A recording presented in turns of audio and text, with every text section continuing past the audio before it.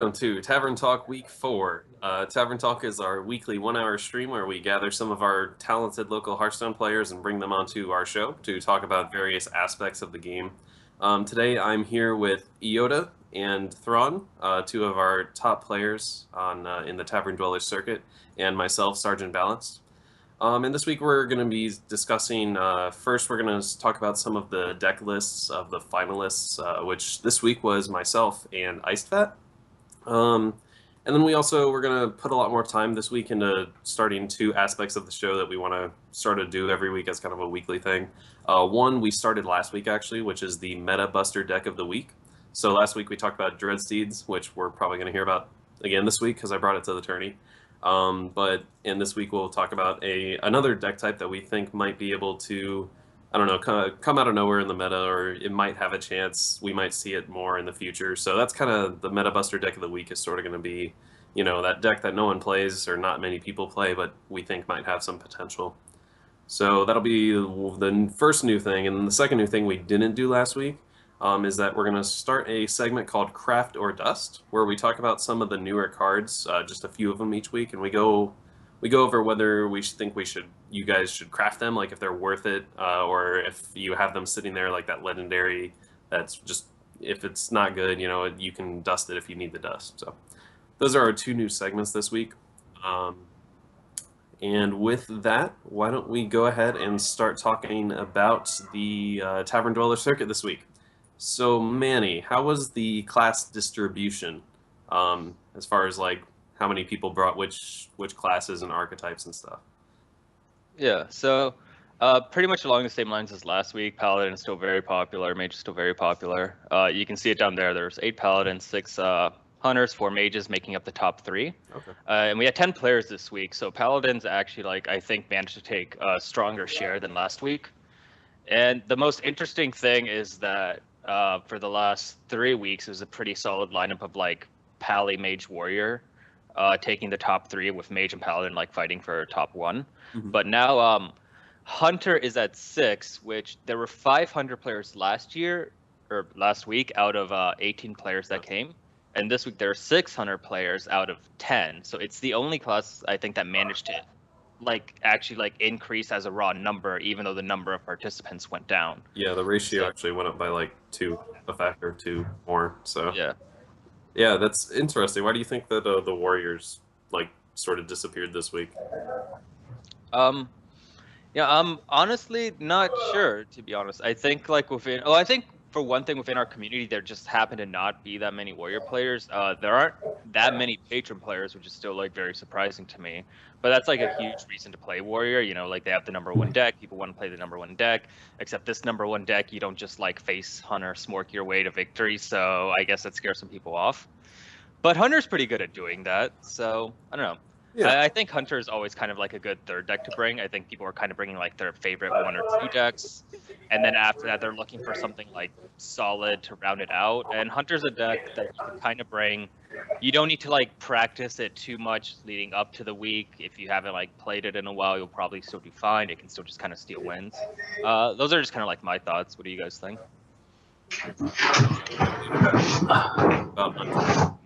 Again. That's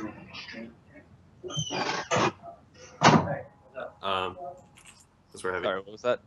Do you have any thoughts about how Hunters are becoming more popular now, or at least this week more popular and grew a lot? Or anything in general about the distribution of classes?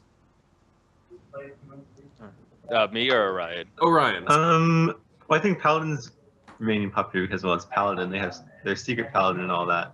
Hunters. Oh, okay. Well, Hunters is all around easy to play. So I mean, if people are oh, what's this third deck?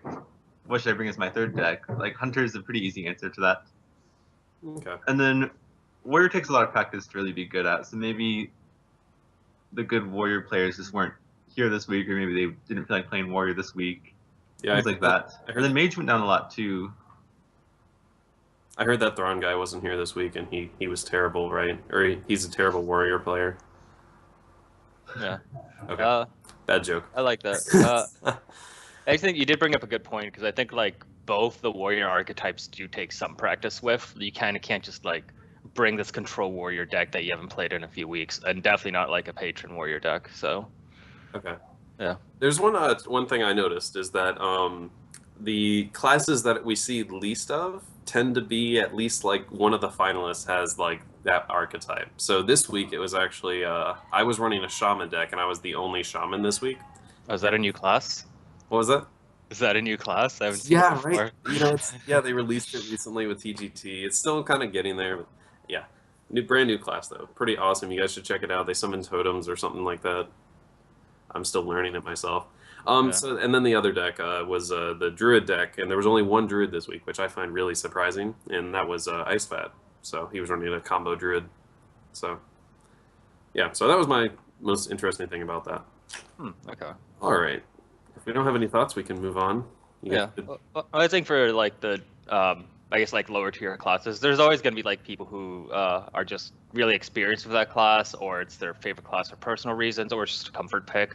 So Yeah. I think like there's always going to be like all the classes getting brought. I think it would be like a pretty big deal if like just there was a class that had like absolutely no like entries. Yeah, like, Because as much as people like make fun of like, oh, these are like lower tier classes, like every class has like at least a legend viable deck, which means there's definitely one that can like take a win off a tournament. And yeah, for sure. yeah, and I think like as you said, like how there's always a finalist that has one. That could just always be like kind of an element of surprise thing. Like if everyone else is just playing like Paladin, Hunter, Mage all the time, and they haven't seen like a Shaman in 2 weeks, they might just like forget a little bit about the finer points of the matchup if they're up against another really good player who knows the class. Like they might not mulligan correctly, or they might not play around the right things. Yeah, that makes sense. Cool. So let's go ahead and now we can talk about like I want us to start talking more about our experience in the tournament because last week we spent a lot of time talking about like TGT in general, which makes sense because it's new. So we wanted to get more talking about the meta, but we started to see the meta start to settle down now a lot. So I want to spend more time each week talking about kind of like whoever's casting each week. I want to talk about all of us to talk about our own personal experience each week in the tournament. It is Thursday, so it's been a few days since Sunday, so it's not fresh on our minds. So I apologize if I can't remember every detail of the epic moments, but we'll do our best. Manny, why don't you start out? Did you have like a moment in the tournament that it was like a wow moment for you? Crazy. Yeah, I was playing against Joey Illoden, if you have him, and I brought Tempo Mage, and I'll talk about like my limp a bit more later. But on turn 3, you know, and we're you know, because we're like friendly, we're chatting like during the game. I like message him like, "Are you ready for some esports?" And I play like Spellslinger, so we both get like a random spell. Okay. And he got something useless. I got a Circle of Healing as Tempo Mage, and I tell him like I got crap. Like I just tell him like I got nothing. But you know, I keep it. I think okay, like maybe like sometime later I can use it when the board's at full health for Flame Waker or whatever, and that'll be like the most use I can get out of it. And it actually ended up giving me lethal because he had I had Ronin on the field. He had 19 health.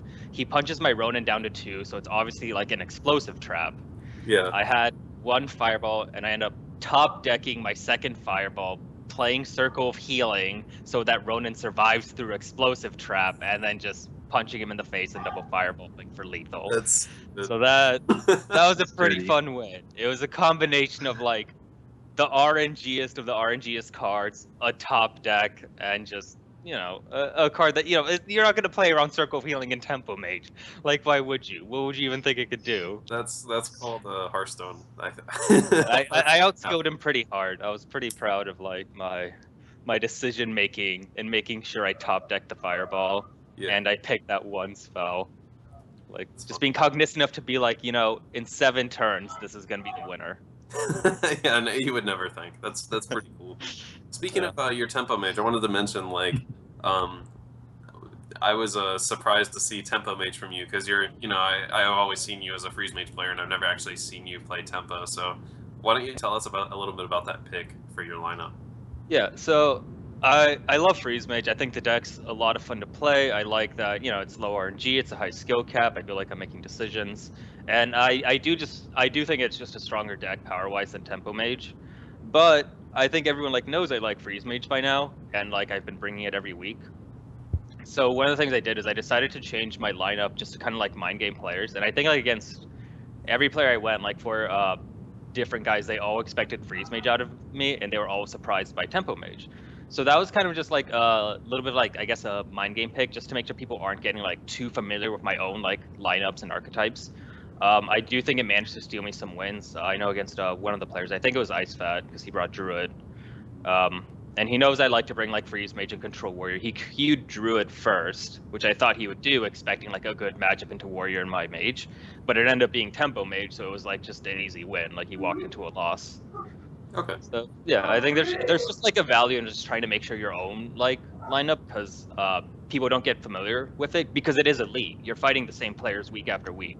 Not only are they getting used to like your kind of like play style, if they start getting used to your deck choices, that makes their mulligans a lot stronger, and that makes their lineups a lot stronger, and like what matches they're queuing up. So yeah. And and I also did make sure it was a secretless variant of tempo mage because I expected a little bit of secret hate, and I know I dodged I know some hunters that were running flare, and I know like you were running Kazan in your paladin. Yep. So that's also something that like managed to tilt it a little bit more in my favor. But yeah, I think there's definitely a really strong element to that kind of like surprise factor of taking someone off guard. Cool. Orion, how about you? What happened in the tournament for you? Any wow moments or anything you want to tell us about, experience-wise? Well, like many, I can do my lineup a bit, and that's part of the reason I brought Mech Mage last week, I believe. And then I considered bringing Control Warrior, so decided to have Patron because people would expect Patron, but then like Patron's Patron, I'm bringing that regardless. Yeah. So I did definitely consider bringing Control Warrior, but overall, I felt that Patron was better. As far as the matches go, I don't remember anything too crazy that stood out to me. Did you have a favorite like a favorite match or a moment?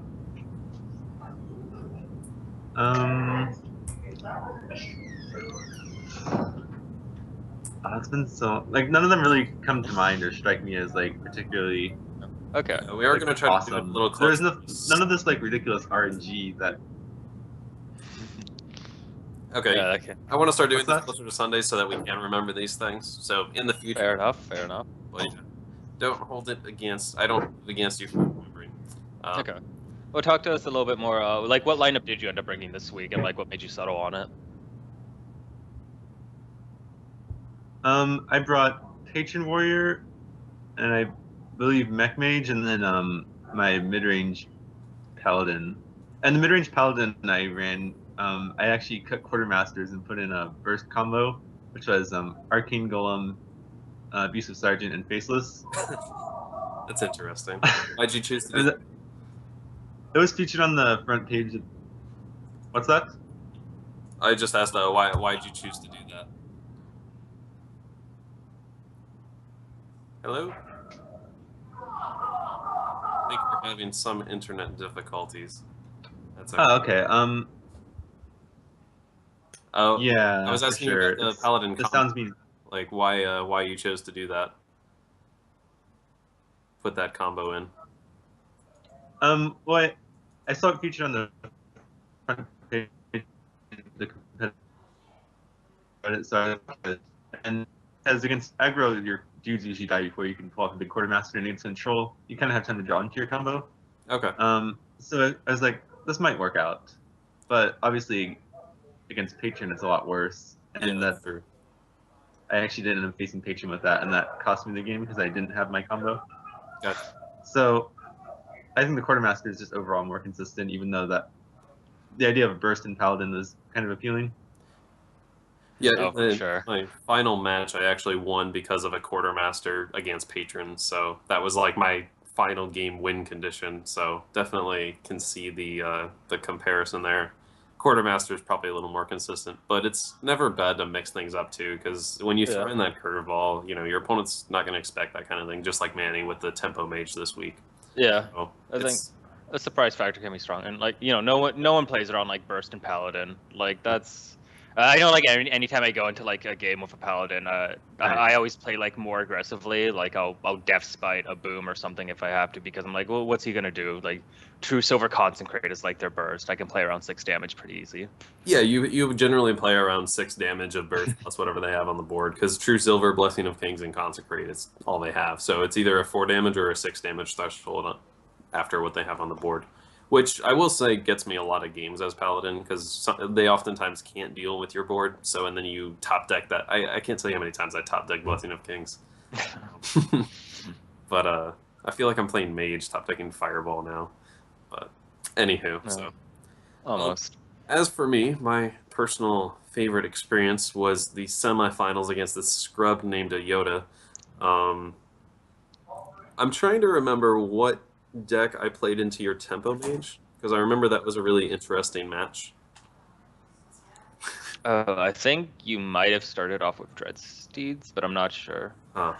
Maybe not. What else did you bring in your lineup? Okay, I had Dreadsteeds, I had a mid-range not secret paladin, and I had mid-range shaman. I definitely don't think it was the shaman. It was either the warlock or the paladin. My tempo mage did end up getting a win, so I want to say it was paladin because I mean it's tempo mage. It's gonna usually try to take like the board sooner. Okay. And then just kind of burst you down. But again, then I remember against like your Dreadsteed deck, it had I don't know, like not a quite fast draw, and then once Dreadsteed actually like gets out and does its whole Dreadsteed thing, it's very awkward to handle for many decks. Okay, yeah, Dreadsteed. Yeah, I don't know. I've brought that 2 weeks in a row now, and it's like super fun. I guess that's what I'll talk about that for a little while. The Dreadsteed deck, like we talked about it last week in the Meta Busters portion of our Tavern talk, and it's actually like I just see it as like this troll deck, but it shows results. It's really bad against aggro decks though, so if you want to counter me, bring like Face Hunter. I'm just telling you that now, you'll beat me. Actually, Orion and someone else, I believe it was Orion and Anthony, Yoda, I'm sorry, Thrawn and Xmas were talking about bringing Mass Dispel in their priest decks to just counter me alone. So if I see that happen, I'll be happy that Steeds cause people to tech against just that deck. So yeah. Yeah, that'd be pretty cool. But then it literally will be a meta buster deck, It's causing all these players to like shift their lineups and card choices around it. Exactly. All right, cool. So why don't we go ahead and now talk about the actual decks of myself and Ice Fat. We're not going to pull them up per se, but we can just kind of talk about like what they were. So I'll of course start out with my own. We were just talking about Steedlock. I made a couple changes this week. I actually added 2 Anima Golems to my deck. A card that was released in GVG, but it really didn't show up until Dreadsteed showed up, because Anima Golem, if you don't know what it is, it's a 6-drop 9/9 creature, and its effect is that if it's the only creature left on your side of the board at the end of the turn, it just dies. So obviously comboed well with sticky minions, but for its stats, it's not really worth the huge negative effect, because most decks have some way to clear your board in some way, shape, or form. And if you spend an entire turn 6 mana dropping this Anima Golem, then they'll definitely use whatever resources they have to clear your board, because not only do they clear your other minions, they clear this 9/9. Anyways, point being, Dreadsteed comes around, can't really remove it until it's silenced. Thanks for pulling that up, production. Can't remove it, Dreadsteed now, so Anima Golem is actually viable. So it's actually been doing really well. I won a game. I was actually playing Dreadsteed into Patron Warrior in the final against Ice Fat, and I was like, for sure I'm going to lose. I haven't played that matchup much on ladder yet, but you have a bunch of 1/1 creatures. Patrons can spawn in combo whenever they want, so you would think that would be a bad matchup, but Anima Golem actually ended up winning me the game because he didn't have an Execute in hand until Anima Golem got like 18 damage off on his face. So MVP card of the Dreadsteed deck this week. Cool. You guys have any comments about Dreadsteed since last week? We talked about it last week a lot, so. No, it's an interesting deck. I'm glad you're like having success with it, because like I think like if there's any class that can support an additional archetype, it's probably like Warlock, because its hero power is so busted. Yeah. So I guess in a way this shouldn't be like too much a surprise, but it's really cool like that the deck is coming around. So you say it has trouble with aggro matchups, so I guess if there's a way to like short that up, maybe at least by next set, it'd be really cool to see like that list kind of evolve. Yeah, And they would evolve like, what do you have like for taunts in the deck? Like, do you run Arguses? I run Belchers. I don't have an Argus. I do have one Shield Master, and two Heal Bots and one Funnel Cakes. Okay, I'm wondering. Do you think like Argus would be good in the list? Because you're kind of like, Hmm. it feels like a lot of the deck is about like once you get this established board, you like literally never let it go because it can't die. Yeah, that's kind of the goal with the deck, but the hard part is getting to that point with the Dread Steeds.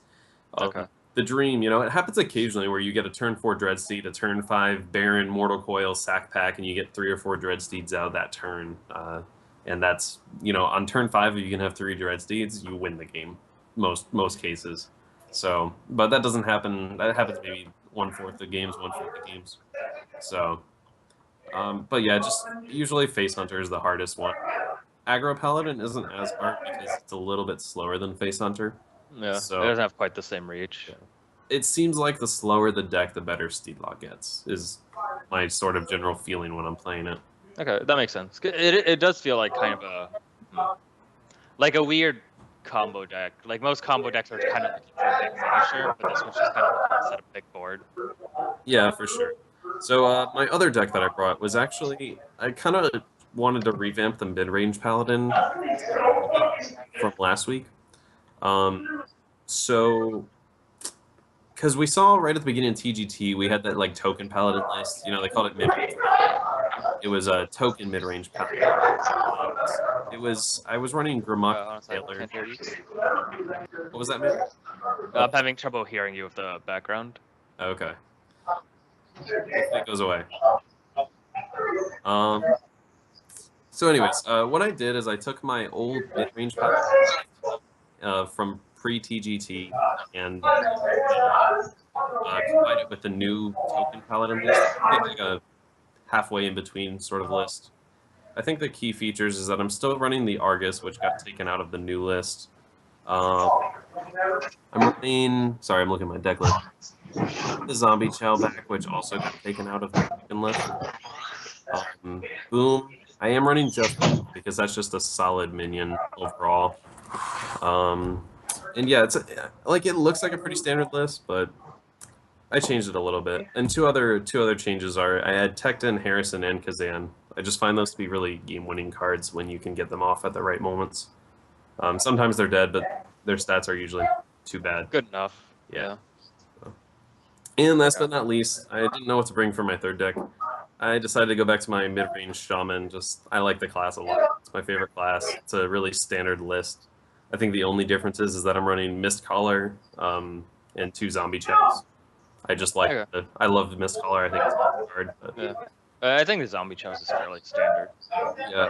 I mean, with Mist Caller, the reason I have 2 Zombie Chows actually, because most people run 1 in mid-range Shaman. But I'm running 2 because it actually combos well with Mist Caller. Because when you have a 2/3 that heals them for 5, like in the mid to late game, you don't really want to play it. But when it's a 3/4, then for 1 mana and it heals them for 5, that's definitely worth playing. Like you don't have to think, oh, should I play it here or not? So that's why I'm running 2 Zombie Chows, and everything else is a pretty standard mid-range Shaman list. Okay. One. How did Shaman? Yeah. What's up? How did your Shaman do throughout the tournament? It actually did really well. It was the deck that I brought out least. Like it was my third deck, sorta. So I only played 1 match, I think, out of the 4 rounds with mid-range Shaman. And then I brought it. I can't remember what the matchup was, but then I of course used it in finals because I had to win with it, semis and finals. So I can't remember when I faced you. I can't remember which deck I beat with it. Probably my Paladin, because I had 2 games where I was playing Secret Paladin, and in both games I drew like 0 challengers across the games or the mulligan. So yeah, I remember that. I felt bad. You were like they're talking drops and secrets. You drew all your secrets. Yeah. Yeah, I think the games got like closer than I expected for not having like challenger, but Okay, cool. Let's go ahead and move on to Ice Fats decks for a little bit. We can talk about what he brought.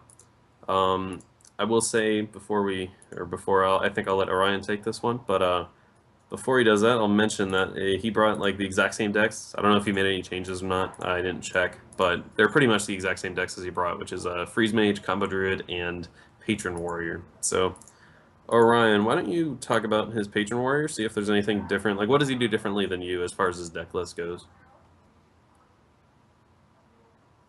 As soon as we have the deck coming up. I believe the deck list is mostly standard.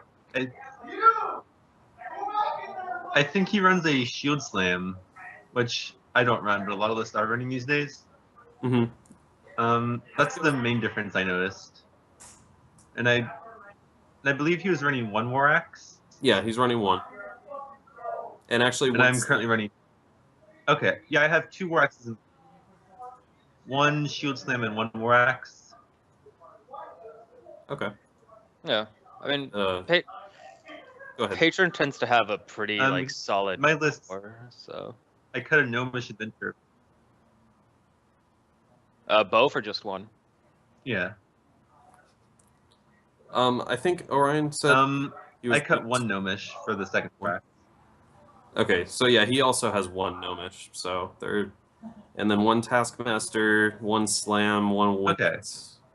So it looks like what he did was he took out a Winax/Slam for a Shield Slam to replace it, and everything else is pretty standard as it should be with Grim Patron Warrior. Right. Yeah. Interesting. Why are you running 2 War Axes right now? I believe those are the only notable. Anyway. Yeah. All right. So 2 War Axes is a tech decision because I think of the War Axe kind of like a Zombie Chow. It's kind of like an early game card for efficient trades and whatnot, except you use your face instead of the minion. And so, like, previously you only really needed one War Axe because it's kind of like Zombie Chow. You only need one to kind of shore up the weakness in the early game. But with Paladin becoming a lot more popular in this meta, I feel 2 War Axes is kind of necessary to help fend off their early aggression a bit better. So that's the main reason. Yeah, that makes sense. sense. Gnomish Inventor isn't too great of a card, so it's like the first thing to go if you have to make room for something. Yeah, it's just there to kind of draw. The body's, okay, but you don't really it's just there to draw. Care about it. Yeah. Alright, so that makes sense. I've actually been curious. Not too much, no. I saw the first time I ever saw Gnomish Inventor in like a competitive deck was back in the old mid-range Shaman, which was back before BRM. Mid-range Shaman was actually popular back then, along with Control Warrior and Face Hunter. But that was the first. I do recall seeing that. Yes. Saw it ran. Yeah, it was back in mid-range Shaman. So basically, I'm wondering, like, it doesn't seem like a good card. Its stats pretty much suck, and it just cycles one card. So why do you guys think like Patron Warrior, the strongest deck in the game, is actually running that card instead of like another draw mechanic of some other sort? So Loot Hoarder was an option that was included in a lot of lists before, but the problem with Loot Hoarder is that it only has 1 health. You can never proc a Battle Rage off of it. And Gnomish Inventor has 4 health, so it's likely to survive. And because of that 4 health, you get Battle Rage value more often than not. So you're using it as a Battle Rage. It's in there because it's tanky for Battle Rage, pretty much specifically? Pretty much. If I want a card, I'd much rather have Loot Hoarder. But because of Battle Rage, Gnomish becomes slightly more preferable. That makes sense. Yeah, and I guess it combos well with Frothing. That's the main reason. Survives like Whirlwinds and stuff to give Frothing more damage. So, okay. Yeah. Cool. And I was gonna say, the body actually isn't like... Like, you don't want too many low health minions. Yeah. I also don't think the body isn't like terrible. It's not like offensive, but this isn't a deck that cares about being offensive until it's like going for the kill. So in that regard, having like more health and attack gives it better ability to like trade down, which enforces the ability to just, you're just trying to like live longer. Trading down is what you want to do. So like, 2/4 isn't amazing, but it is just kind of like good enough. And that's why you see like keepers and druids all the time. And that's why other shaman lists would run like Gnomish Inventor. Because like sometimes Azure Drake was just like a bit too slow. Okay. So next I want to talk about his Freeze Mage list. Manny, if you could take that and tell me anything different that you see, or that, because I know you play a lot of Freeze Mage too, like has he done anything different from the standard Freeze Mage list? No, Again, like Freeze Mage is another like I feel like every combo deck has to have like such a strong core of like 26 cards, right? Say like Healbot I think is like technically a tech in Freeze Mage, but one that's becoming like pretty standard nowadays.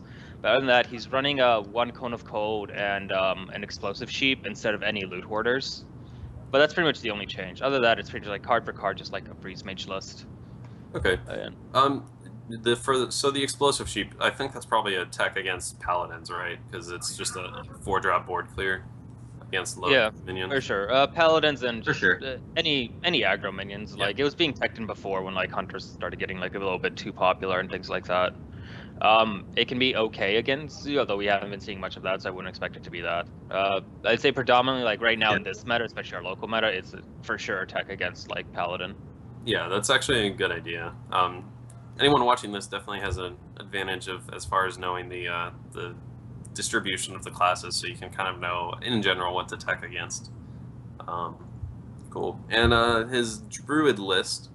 I want to make a point. I actually noticed on his druid list that he's only running one Darnassus aspirant, which is actually really interesting because that's like the big hype druid card right now, and what's a lot of people complain about how busted that card is. And by a lot of people I mean myself, but so I was actually really surprised just to see one Darnassus aspirant in his deck, despite that he's actually running 2 Ancient of Wars and Lores and Boom and Sylvanas. So he's got like a lot of late game cards, as opposed to I didn't realize at first he actually doesn't have. Oh no, he does have 1 Force of Nature. Okay, Yeah. but only 1, not 2. So Yeah, I think I can actually comment on this because I like to play a lot of Druid. His list is actually like really in keeping with having one aspirant because you're very unlikely to ever like keep the ramp off the aspirant. So what you actually tend to see is like I guess it's kind of like a little bit of like burst ramp. The lists that are running like double growth and double aspirant tend to have like at least a double 4-drop because your curve in more games is far more likely to be 1-2-4. So those lists you'll typically see double Shredder and double Savage Combatant or double Violet Teacher, something like that. His list is only running the Shredders, so it does have like the more later game ramp, and Aspirant is just not quite reliable enough for that. okay. So that it actually does like make a lot of sense. If he was running like the double Aspirant and like the Ancient of Lores and Sylvanas on that, that would actually like be a little bit more consistent because you're like typically you play like Aspirant on turn 2 to try to get some ramp, and if you're playing it on like turn 5, the odds of it like ramping into a lore or war are just so unlikely. Okay. But yeah, I like that. It's a more raw powerless because it has like more later game drops. It's kind of no, I guess I don't know if I even say greedier because he's putting in like Ancient of Wars, not like a rag or something, and then he has a mind control tech as a really nice tech choice. I'm guessing that's what he took out the second aspirant for, in addition like to the other lineup changes. But because he doesn't have like as much early game, that helps deal with like board flood if things get like out of control too bad. I really like that. I always like mind control tech in Druid actually, just on a personal level.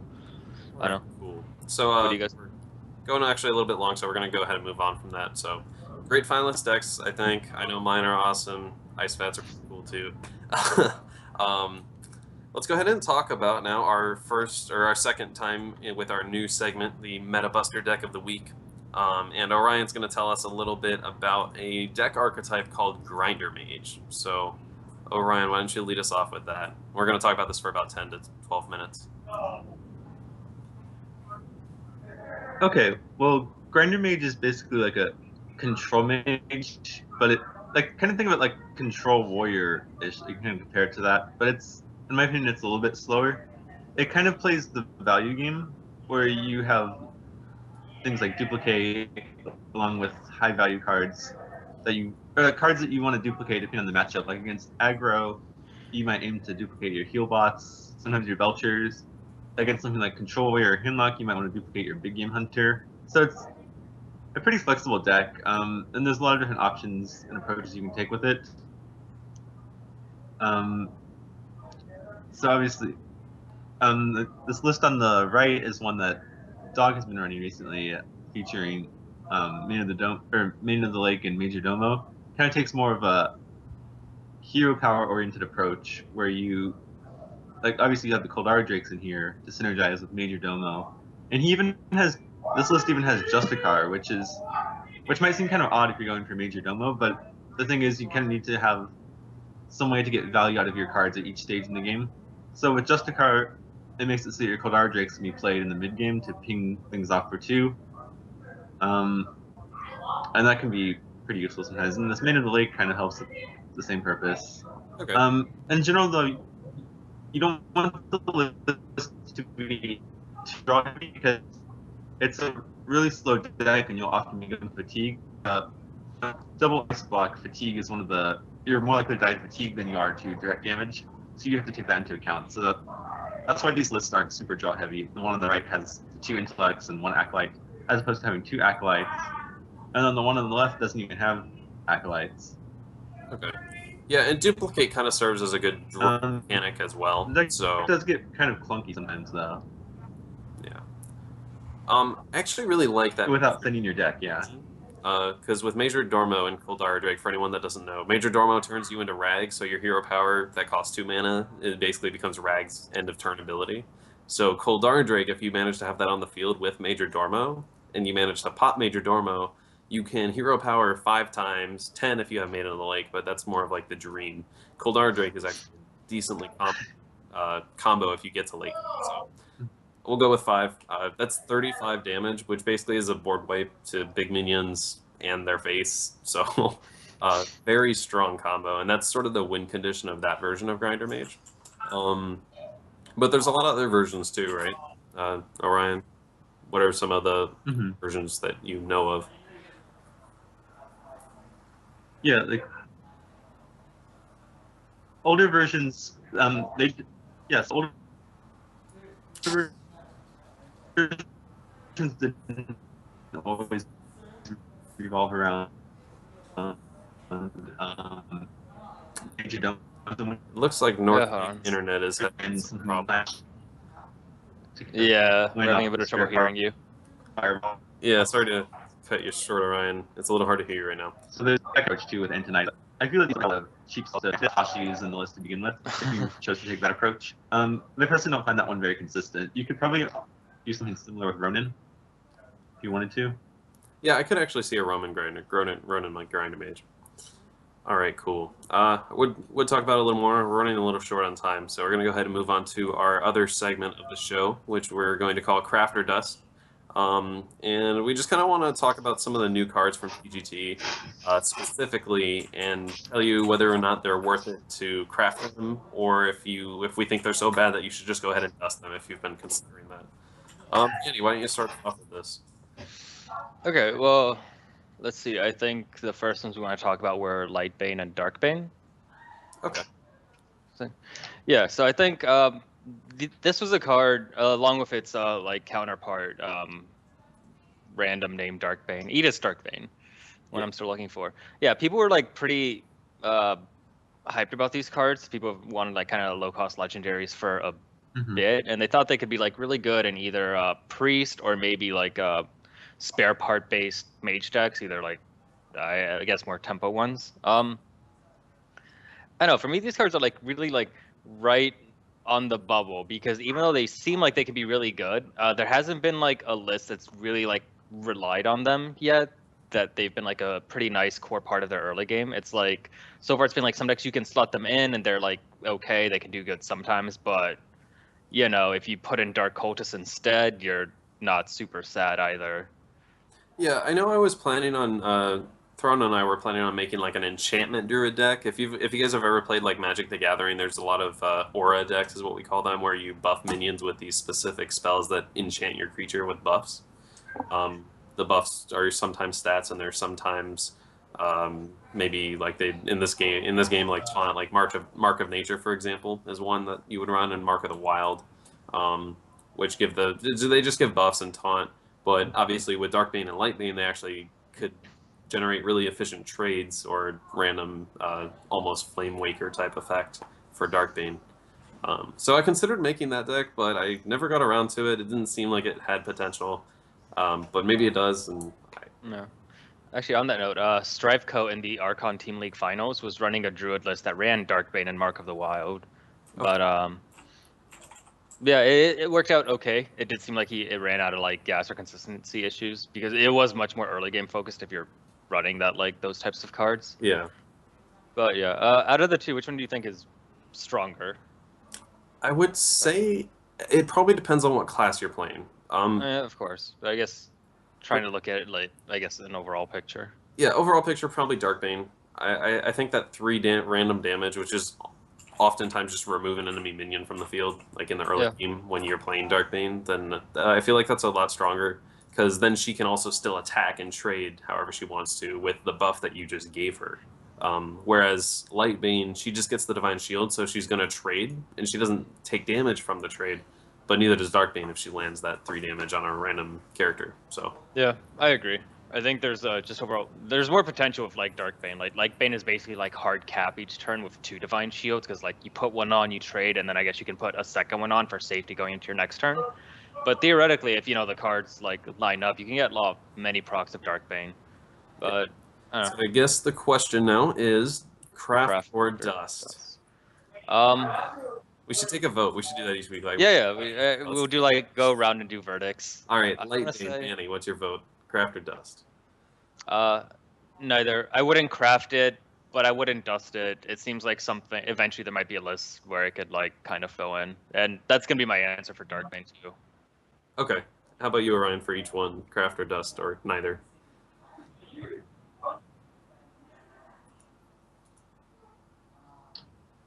North Lake Internet too good. I'm in the same boat. Like, it's not something I would craft, but I would dust it if I got them from a pack, just because they're kind of cool cards. You might want to make something work.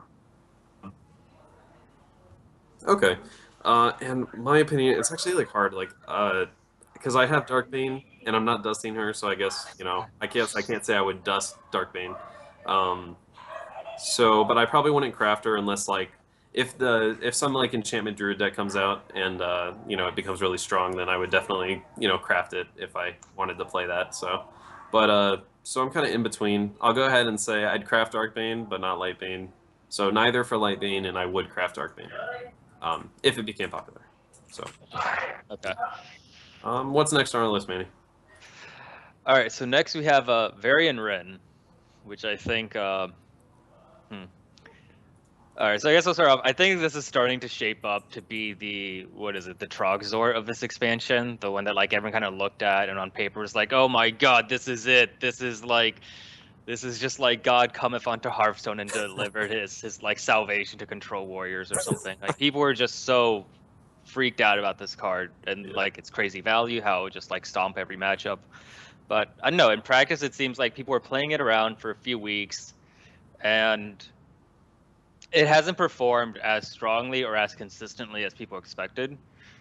Because in like when you get it down to practice, it is still like a 10 mana card, and 9 mana and 10 mana is not that different in most decks, but it's pretty different in Warrior when like your 4 core removals, like 2 Shield Stamps and 2 Executes, are both 1 mana. So losing those, like the ability to play like one of those and like a bomb, is actually like pretty significant. Yeah. And then besides that, he's obviously like dead in the aggro matchup. There's no like aggro matchup that he wins you, because by the time you can play him, you've either already won or like you're like a kill command away from dying. Yeah. I think he's stronger against like mid-range decks because they're typically putting on like consistent bodies, and he actually manages to like quickly match that and maybe like out-tempo them. But then against control decks, I don't think there's any control deck that exists without a sweeper AoE, because the nature of like a control deck is you're trying to like take back tempo by having these like removals and things like that to control the board. Yeah. So he just becomes too risky to play him there. And I've had like when I was running him like my control warrior list, and I'd get into a mirror or something, he would be like a dead card in my hand, because like those matches oftentimes go to fatigue, and he automatically kills you in fatigue. And then so even if he gets his effect and you dodge the AoE, there's a chance you might just lose if they can like just barely stabilize. Maybe not with an AoE, but there are few like removals. Yeah, that's true. With Varian, I like the issue I have with him. I think we mentioned this before, is that you have to like synchronize all your bombs with him. They have to be bombs that aren't like Alexstrasza with the battle cry. I've seen a few people run Deathwing with him, so which is kind of cool. Like it's cool to see Deathwing, because if you top deck Deathwing late game, that's never bad. And it's nice when you play Varian to get like I have a 7/7 and a 12/12 and whatever else Varian gives you. Um, it's just like solid stats is what Varian kind of ends up being in the long run. But he sort of takes away the power of Control Warriors, generally strong battle cry type minions with Alex Straza, and I guess Gramash is fine out of Varian, but you might not be able to proc him since you used 10 mana. So Yeah, but there's still a few. I don't know. Do you have any thoughts, Ryan? I pretty much agree with him being like only really useful in mid range because, like basically as you said, against aggro, the game's already decided long before you get to play Varian. Against control, he just makes you overextend so hard, and plus he takes you into fatigue a little bit quicker. So if you're running Varian, you have to run a little bit less draw, but your other card draw takes the form of like shield block and acolytes, like draw that you can actually have a chance to use versus aggro. So, and if you're cutting that draw, then it makes the aggro matchups actually a little bit harder because you have less of a chance of drawing into something you need to survive, like that Shield Master or that War Axe, not Shield Master, Taskmaster or War Axe, things like that, which can help you stabilize. So, like your other forms of card draw are actually good versus aggro, whereas Varian isn't really. So I don't really agree with including him in the Control Warrior list. all right, so the question is craft or dust. Orion, what would you say for Varian? I actually crafted him, but I'm I'm Okay. thinking it's actually more of a dust. Really? Although you could probably keep him if you like the card. Okay. So you're sort of an in-between kind of situational, but closer to the dust side? Yeah, like probably 80-20 in favor of dusting. Okay, now we're going matchup rates. I like it. Yeah. What's your matchup rate? All Craft right. or dust? Definitely not craft. Okay. I don't think so. There's just the warrior list coming like that you create with him just look like pretty different. I guess if you pulled him from a pack and you really like need something like dusting him crafts like Sylvanas or Boom, like you have a young collection that dust. I think like there's so many other like more solid legendaries that you'll get before him. If your collection isn't hurting too bad, then keep him because I think there will be lists that you can like play with him. And if nothing else, he's a fun card. I had a mirror match where like this one dude was running like Varian and like so many like other bombs. Like he was also running like Kel'Thuzad and Sneeds and Thaurissan, and like in addition to Varian and Nefarian and Alexstrasza and Ysera. But he ended up like he had double the amount of bombs that my warrior had, but he ended up losing because he was running Varian. So That's so greedy. Yeah. yeah. All right, I'm sort of in your boat. I'll say he's more on the dust side. If you need the dust, definitely, he's not gonna like be an auto include in any archetype really, unless we see some kind of like mid-range bolster warrior happen or something. But so yeah, I'm closer to your side, dust. But if you don't need the dust, then go ahead and keep him because he's obviously a really cool card. Yeah, he's fun. He's definitely fun. Like, Yeah, cool. All right, Manny, what's next on our list? all right, next we have Mist Caller, and I know this is a card. I'll let you lead off with this because Craft. I Okay. think you're one of the people that like is a strong Guys, we supporter don't of need this to card. debate this. We crafted 100-0 matchup rate, promise. Wins me every game. Best card from the set, confirmed. Yep, made Shaman viable. Kappa. All right, Mist Caller. Everyone, right when we saw it, when they teased it with TG, when they were teasing TGT cards, everyone freaked out. They're like, because we saw Tuskar Totemic, we saw Totem Golem. They're like, guys, Shaman, it's gonna happen, And I was on that hype train. And then Mist Caller gets dropped, and everyone's like mind blown. Like this card, the best creature in the game, confirmed. It gives you a 1/1 to every creature in your deck and a hand. So every card you play after that becomes more powerful. It's a 6-drop 4/4, so it's 3 mana cost over like the standard 4/4 3-drop minion. So all you have to really do as far as stats go is get 3 minions on the board after you play him, and he's worth his value. The issue that a lot of people have with him, I personally love him and I don't have this issue, is that he's slow. He's a dead card against like Face Hunter and Eboladin and whatnot. Against aggro decks, he's pretty much useless. But against control decks and against mid-range decks and against any other deck other than face aggro decks, he gets so much value that he'll single-handedly win games. Like, you just can't keep up with your opponent's board. he essentially, if you're not in a good position, or if it's like an even board sort of, and the shaman gets like an on curve miscaller, you're forced to rush face at that point because in the long term he's going to outvalue you hands down, unless you pull some kind of like crazy equality consecrate, and even then he's still going to gain tempo. It's just sort of that 1/1 stats on every minion is just amazing. It's just such a good card. Sorry, I'm biased, but why don't you guys share your thoughts? Or Ryan, do you have anything about Mistcaller? Have you used them much? I don't personally have the Mistcaller, and I partially agree with your thoughts on it. Although I do feel to some extent that it's kind of a win more card, in that if you're behind, you can't really just drop this guy on turn 6, because Shaman's ideal turn 6 when they're behind is something like a Fire Elemental, something that'll help them regain the board. This color doesn't really do any of that. Like, I feel like you can only safely play him while you're ahead, and if you're ahead, he's going to compound your advantage significantly. But then again, when you're ahead, playing something like a Fire Elemental to clear like their 2/3 or whatever they have, using Fire Elemental gets you pretty far ahead as well. So I feel like Fire Elemental is a lot better from behind, and this color might be better from ahead in some situations, but I feel like if you're far enough ahead that you can afford to play this color, that the Fire Elemental would be just fine there as well.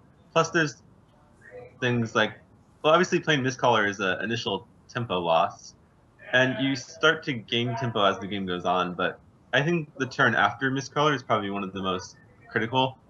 And if, I'm not really sure what you really play as Shaman on turn 7 besides Dr. Boom, but if you were to play like a Fire Elemental as a follow-up, your Fire Elemental can get Big Game Huntered. I'm not sure how many decks are running Big Game Hunter, but that, I imagine that would really hurt.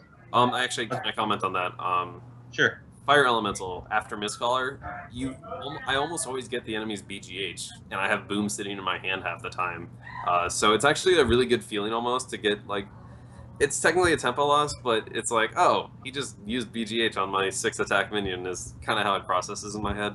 It feels kind of valuable to me because then I get this 8/8 Boom on the field and they can't respond to it with that. That's kind of what's happened to me. Now, that said, there's not a lot of BGHs being run right now in the meta, so right. You know, that's not a problem really. Manny, your thoughts on Mistcaller? Yeah, so I was actually just watching like a podcast that had Firebat on it, so I guess I'll like parrot a little bit of his opinion because he brought up some good points. But basically like Mistcaller feels kind of awkward because you wanna run him like most kind of in like a mid-range deck or a deck that has a bunch of mid-range minions, because those are the minions who's like where the stat increase actually matters. Like making your totem golem a 4/5 matters, making your shredder a 5/4 like matters. So, but at the same time, those decks are so like board centric, or they tend to be so board centric and want to keep up that board tempo. And he just tends to be like a massive tempo loss that he feels like he's awkward in those, like he's like a bit too slow, or you're losing like so much tempo that they might be able to like take it back, where kind of like what Orion was saying, where at that point it might become a little bit of a win more card, where you need to be like ahead enough that you can suffer the tempo loss, because even playing him on like an even board can like be enough to hurt you. So then it feels like you want to play him in like a more control shaman deck, because control decks have like these removals to like take tempo back. But then you actually end up losing Mistcaller value because control decks are going to have less minions. They're going to run like more removal spells. They're going to run like healing waves so they can stabilize. And they're also going to have like more bombs. But, you know, again, like those are the minions that like probably like the stat increase matters the least. Like you said Boom, but like if your Boom's an 8/8, that doesn't really matter. They kind of have to deal with it the same way. I guess it marginally improves your handlock matchup because now you can trade into a giant, but like that's kind of it. I've actually had that happen, so yeah. Yeah, but like I think that's the only like concrete example. If your Alex Strauss is a 9/9, you know, that doesn't really change anything. If your Rag is a 9/9, that definitely doesn't like change anything. Yeah, it's more the mid-range minions that you were talking about for sure. Yeah, exactly. But which like mid-range shaman, like my mid-range shaman list runs a lot of that. So yeah, of course. So then it's the issue is like, is the tempo loss worth it because those decks want tempo so much? So I don't know. I guess it just feels like he's awkward. And looking back on it, people thought like, okay, well obviously he has to be like this because if he buffed your like hero power, he'd be too strong. But I don't know. Like seeing him being played, I think that's kind of exactly what he needed. I think if he buffed hero power, he'd be an auto include and he'd be like completely worth it. But as is, he does feel like he's not fitting perfectly into all these decks. He's not an auto include. And Okay. yeah. All right. Okay. So real quick, just a quick answer. Orion, Craft, or Dust? Missed caller. I'd probably Dust. Dust. Okay. I hate you, Manny. If you don't play, you definitely don't craft this. If you don't play Shaman, you dust it. If you play Shaman, you can keep it. It'll show up at some point, but I don't even know if I'd run it in Shaman all the time. Well, I run it in every Shaman deck. Not every Shaman deck. I've been playing Control Shaman, but yeah, I say it's a craft. If you're a mid-range Shaman player and you love mid-range Shaman, which I don't suggest because it sucks right now, then craft it. But obviously, mid-range Shaman's not that great. So, but if you like it, if that's your deck, then I say craft. So, all right, two more things we're gonna do. So what's the next one? All right, next we're gonna go with Charged Hammer because I thought this was like a little bit of an interesting card, and I know Ryan like had some thoughts about like this card and its potential. So why don't you lead off? All right, so Charged Hammer. This is a weird-looking card at first. You're like, oh, it's a 4-mana 2/4 weapon. Changes your hero power when it dies. How good can this be? Well, actually, as it turns out, this hero power is a lot more useful than it looks. Because remember, Shaman doesn't really have the ability to ping off things. So, in a Shaman deck that runs like spell removal, you might be forced to like crackle a Neck Juggler or something if you really need to. But it's so much better value-wise to just be able to use the hero power from the Charged Hammer, for instance. And I run this in my Dragon Shaman because it's not as minion-oriented, and so you don't really care as much about totem synergy or like flame tongue value or even having stuff on the board, because that deck runs in that deck I run Elemental Destruction, and Elemental Destruction actually synergizes nicely with the Charged Hammer because it's kind of like Mage in the sense that you can Flame Strike and then ping something off that survived.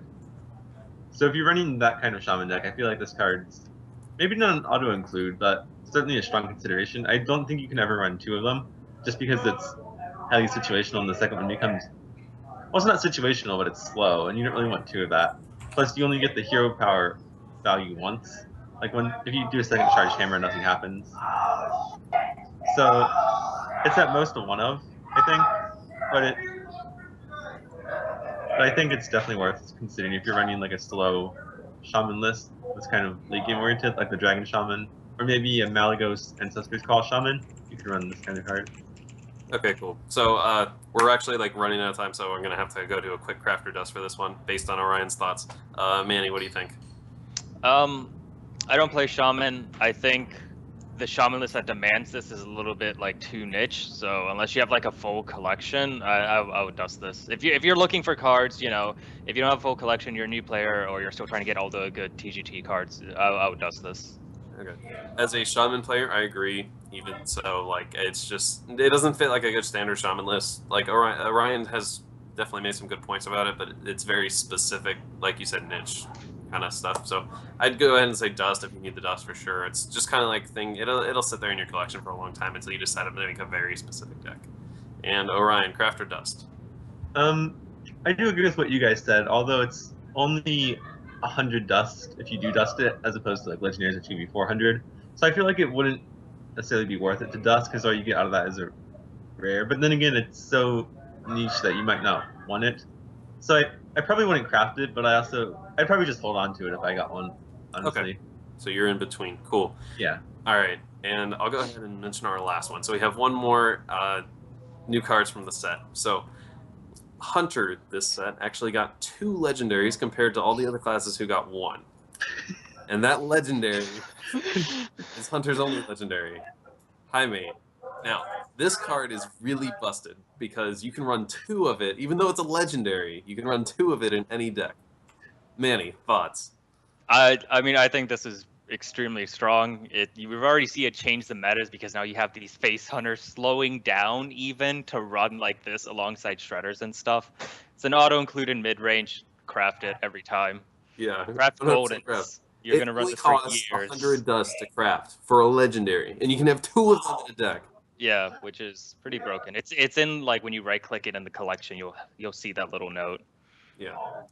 Yeah. So in all seriousness, on dread scales suck. Dust them right away. There's no point.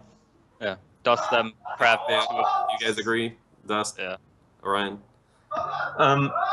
Yeah, you definitely craft 2 of these because as a math says, if high main hits face, you win the game. So Yeah, I've heard that. there's no dispute. In regards to the actual Hunter legendaries, Dread Scale and Acid Maul. Oh, the actual ones. Yeah. You dust this one. You does that one, yeah. And then Dread Scale, I think is. Yeah, if you're still hunting for cards, I think that's a pretty safe dust. I think the Yeah, you can hunter probably list that dust him. shows up that eventually Unless you really want to uses play Control Hunter for some reason, which you probably Doesn't don't. work. Yeah. It doesn't work. It doesn't work, guys. I've tried it. But if you really want to try for some reason, you could. I wouldn't craft him, but you could try it out before you dust him. All right, cool. So definitely dust those 2 legendaries and craft High Main legendary because High Main is Hunter's best legendary, as we've heard many times. Yep. All right, cool. So that's going to conclude our crafter dust section, and we're actually going to go ahead and now conclude our Tavern Talk Week 4. So, want to thank Thrawn and Iota for coming out with me to do this again this week. I think we're going to start rotating speakers some, so we might see some different opinions and get some different people in here, which will be really cool in coming weeks.